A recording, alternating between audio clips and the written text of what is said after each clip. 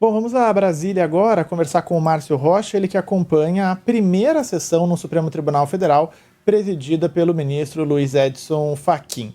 E na sessão de hoje está sendo discutido justamente o vínculo empregatício entre motoristas de aplicativo, empregadores e essas plataformas. O Márcio tem mais detalhes para a gente. Boa tarde, Márcio.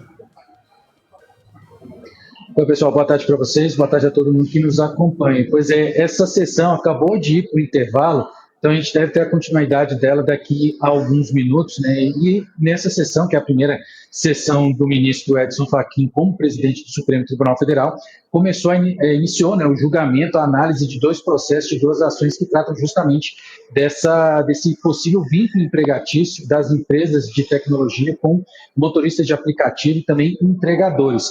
A gente lembra que Fachin decidiu levar essas ações para o plenário do Supremo Tribunal Federal, porque em são duas ações, né, em ambas temos decisões da Justiça do Trabalho que dão a garantia, né, de que os trabalhadores tenham que receber os direitos trabalhistas, e isso é contestado nessas duas ações que são analisadas pelo plenário do Supremo neste momento.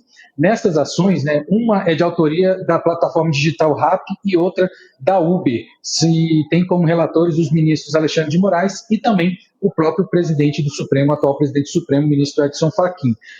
Quando o ministro Alexandre de Moraes começou a ler o relatório, ele falou o seguinte, que o número de processos que tratam desse mesmo tema é muito grande, chegam a milhares de processos que tratam desse tema, por isso o Supremo precisa dar uma posição.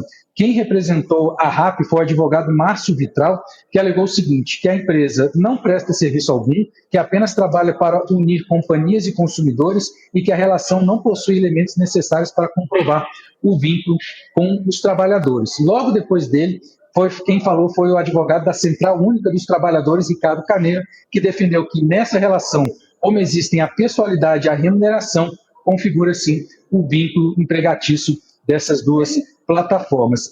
Antes de iniciar essa sessão, que vai tratar apenas de sustentações orais e também dos amigos curiae, né, pessoas e entidades que têm interesse nesse tema, quem falou foi a Procuradoria-Geral da República. O Procurador-Geral Paulo Gonet manifestou contrário ao reconhecimento do vínculo empregatício entre motoristas e empresas de aplicativo, porque, segundo ele, essa tese ofende o princípio da livre iniciativa e contraria a própria jurisprudência do Supremo Tribunal Federal sobre o tema.